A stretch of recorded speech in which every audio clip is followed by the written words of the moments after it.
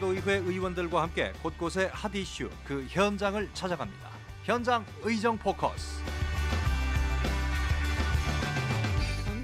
안녕하세요. 프로듀서 최미근입니다. 신문이나 방송을 보다 보면 노사 분규와 노사 갈등과 관련된 뉴스 종종 볼 수 있는데요. 지난 7월 27일 새벽 안산시에서는 노사 갈등을 넘어선 사측의 일방적인 폭력 사태가 있었습니다. 사측은 곤봉과 방패로 무장한 용역 경비업체를 고용해 노조원들을 급습했는데요.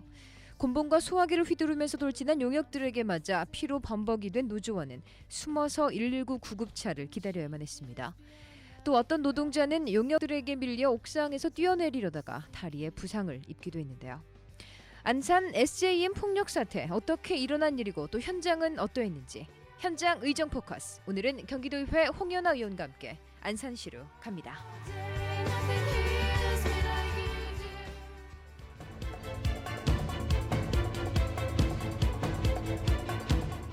저희 취재팀은 날씨가 화창한 9월 12일 오후 폭력 사태로 물든 안산시 반월공단 SJM 현장을 직접 찾았습니다.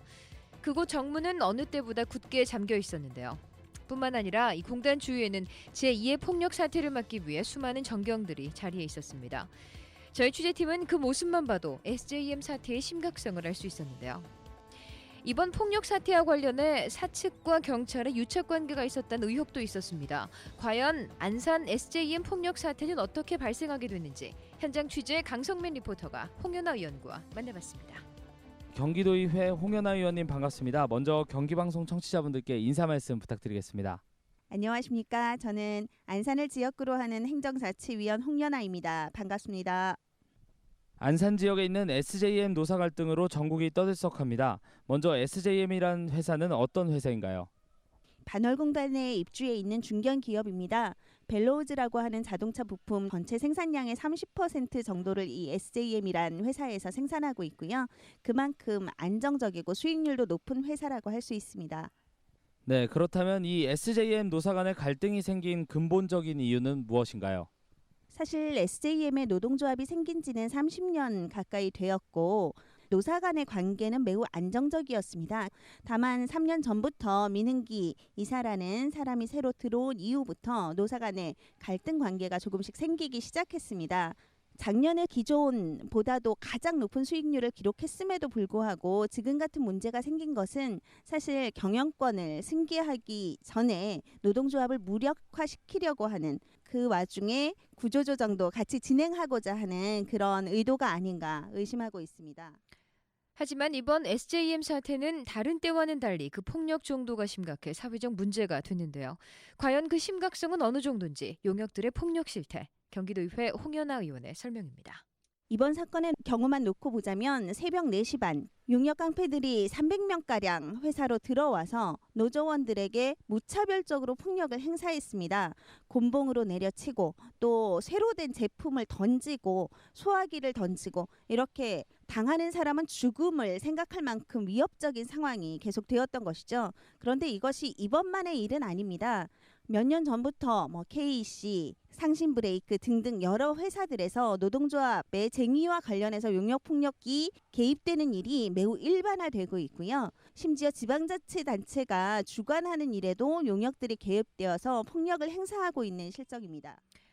군 특수부대 출신과 무도 유단자 등으로 구성된 용역들로 인해 현장은 피로 물들었는데요. 하지만 설상가상으로 SJM 사태 이후 경찰의 불공정한 조사로 인해 조합원들은 더 큰 상처를 받아야만 했습니다.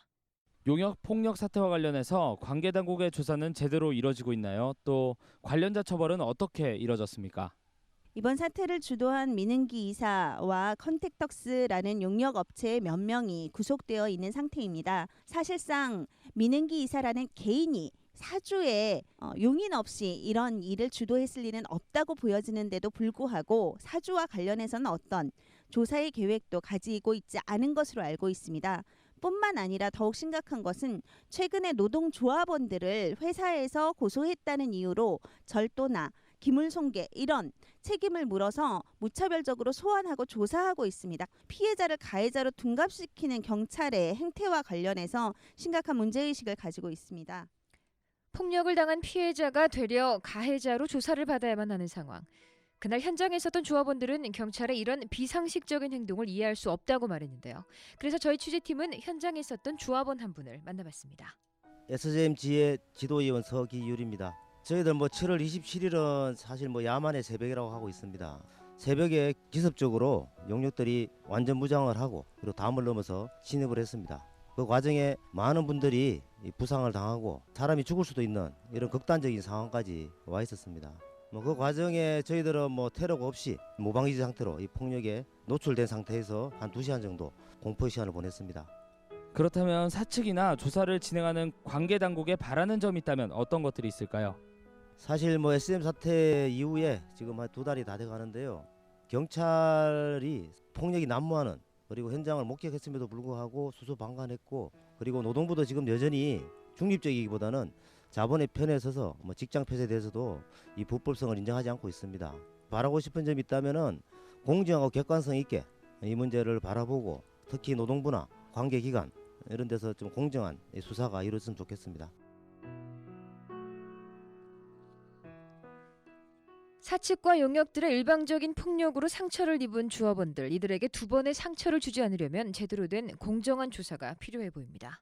심지어 국회 입법조사처에서도 얼마 전에 SJM의 직장 폐쇄가 위법적이라는 그런 발표를 한 바가 있습니다. 그러나 노동부는 직장 폐쇄의 위법성과 관련해서 계속 판단을 미루고 있을 뿐만 아니라 며칠 전에는 국회에서 노동조합이 쟁의 행위 중에 폭력을 하는 건 안 되지만 사측이 직장 폐쇄와 관련해서 폭력을 행사한 것은 직장 폐쇄의 효력과는 무관하다라는 매우 비상식적인 발언을 한 바가 있는데요.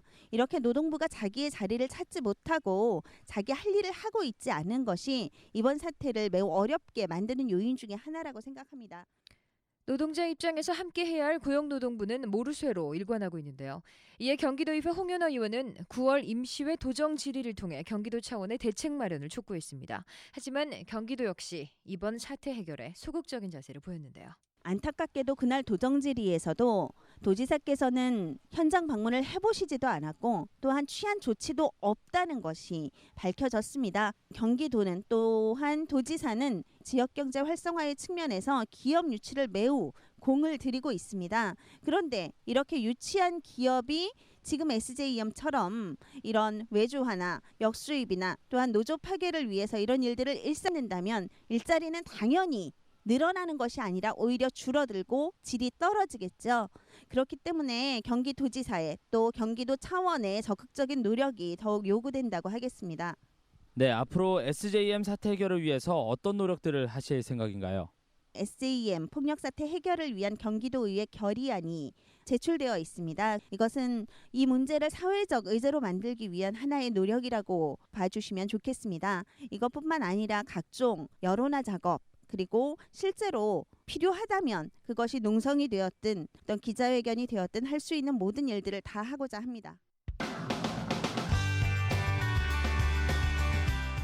저희 취재팀은 이번 SJM 사태를 조사하면서 경비 용역업체인 컨택터스와 경찰 간의 유착관계 의혹 지울 수 없었는데요. 신고를 받은 경찰이 SJM이 출동한 이후 2차 폭력 사태가 있었음에도 불구하고 경찰은 뒷짐만 지고 있었습니다. 어떤 이유로 경찰은 이 폭력 사태를 지켜보고만 있었을까요? 결국 그 희생양은 근로자들이었습니다. 지금이라도 피해자를 가해자로 만드는 경찰의 조사를 뛰어넘어 좀 더 체계적인 조사를 실시해야 합니다.